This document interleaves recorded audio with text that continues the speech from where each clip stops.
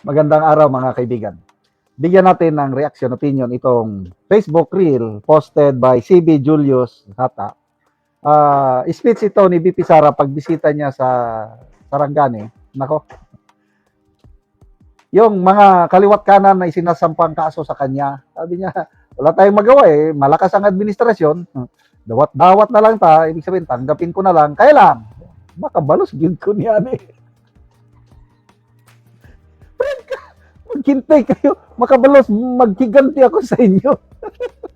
Oh, pag narinig ito ng tikler, ano na naman, pakinggan natin ha.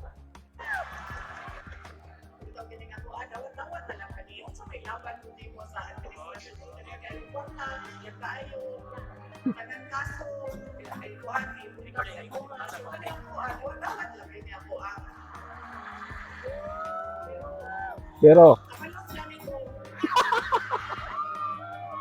kabalos na nila.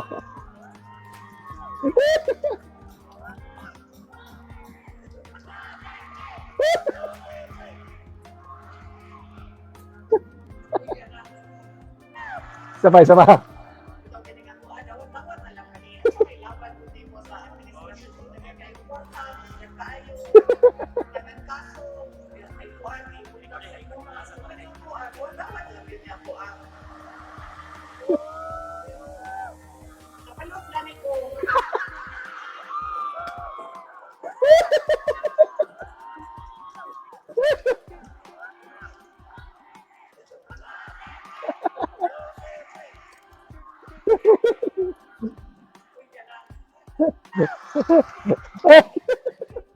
Pero, makabalos gani ko. Itagalo, pero, pag nakaganti ako sa inyo, malala ko tuloy nung sinapak niya yung sheriff. Makita nyo ngayon yung kanyang gupit. Nagpagupit, lalaki na naman siya. Maliit na naman ang buhok niya. Ganyan din ang buhok niya nung sinapak niya yung sheriff. Ibig sabihin, ano na siya ngayon? Palaban mood. Attack mood na siya ngayon. Kumanda sila dito. Nakikita ko sa kanya yung kanyang karakter na hindi siya madaling matinag. Kung mahinang leader pa si BP Sara, itong nangyayari sa kanya, sa pamilya niya, grabing pressure. Kaya lang makita mo yung aura niya, mukha niya, tingnan nyo, napakaaliwalas. Para bang nakakatulog siya ng maimbing. Yung kaliwat ka ng kaso, impeachment, kung ano, tatay niya, nakakulong. Wala lang. Kasi ang nakikita ko sa kanya is hindi siya kapit posisyon. Anyway, ayaw nga niyang magkandidato noon, di ba? Mayor lang ang tatakbuhan niya noong 2022. Kung hindi dahil dito kay Senator Amy na nagkumbinsi sa kanya, hindi naman siya kakandidato ng national position, then to make the long story short, napasubo na siya, naging vice president, but ngayon is, kita niya ang calling niya na, yung kinot niya nga, Proverbs 19 verse 21 ba yun? Many are the plans in a man's heart, but it is the Lord's purpose that will prevail. Nakita niya na ang purpose ng Panginoon sa buhay niya. Kaya tinatanggap niya na yung challenge na maging presidente. Noong 2022, pwede na siyang magpresidente kaya hindi siya ready. Ayaw niya. Ngayon, pinadaan muna siya ng ganitong klaseng pagsupok. Nasa testing period siya ngayon. At tinanggap niya ang testing period. And then, sige, kakandidato ako. Sige, tingnan natin sinong mananalo. Oo. Sabi niya, pero, pag nakabalos ako sa inyo, bantay kayo. Yan, sige. Lahat ng kaso, itambak nyo na sa mga Duterte. Galingan nyo lang. Itong impeachment ngayon, galingan ninyo. Pilit nilang inagaw ang Senate leadership para makontrol nila ang naratibo. Ang advantage nila ngayon,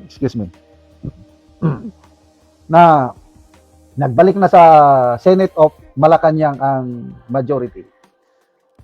Makontrol nila kung anong mga ebidensya ang admissible at hindi admissible. Makontrol nila sino yung mga testigo na tatayo sa witness stand. Yan ang hinabol nila. Ano pa? Makontrol nila yung time element.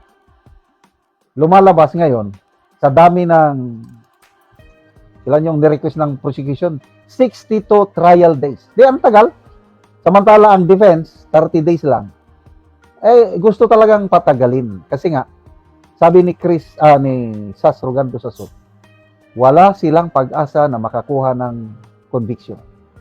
Kasi kulang ang number of senators. Alam nila na matatalo sila sa impeachment trial ni BP Sara. Ang hinahabol na lang nila is pahabain ang trial para habang nagtatagal ang trial, they're hoping na ma-destroy nila further ang credibility ni BP Sara. Kaya lang, galingan ninyo. Kasi pag na-survive ni BP Sara itong trial na ito at nanalo siya, wala na. Next year, tuloy-tuloy na yan. Kaya matapang siya magsabi, pero pag nakabalos gani ko, humanda kayo. Oh, pag nagpresidente na siya, anong mangyari ngayon sa Marcos Junior Administration? Dalawa lang, sabi ni Congressman Edgar Erese, makukulong or mag-exile. So, nakakatanggal stress itong mga ganitong birada ni BP Sara. Salamat mga kaibigan sa inyong pagsubaybay sa channel nito na kakatulong kayo ng malaki sa tribong Talandig na Bukidnon dahil ang sweldo natin sa channel na ito is pantulong sa tribo. Namimigay tayo ng libreng yero at pako para makapagpatayo sila ng mas maayos na tirahan. Panoorin niyo ang video na ito. Karon mao na niyang matagaan og yero si Kuya. Okay, salamat tayo sa Ginoo nga nainabangan na gid ko. Nang sin nga niabot. So si Kuya natagaan og yero. So Balay nga nabusot na mo yang balay nga kuan ang atop.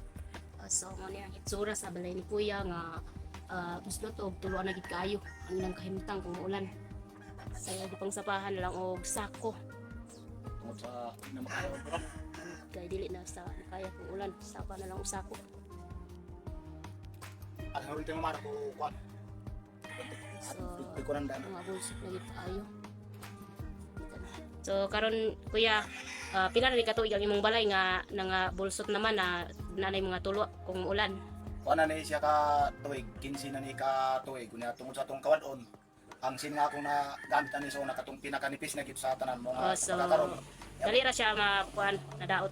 Dali na jud kay nipis man. Oh, Tungod so- sa kanipis kay di man ta makakayo baga jud nga asin. So pila na imong edad Kuya? Kuan ako karon 41 So na ko. na kay anak.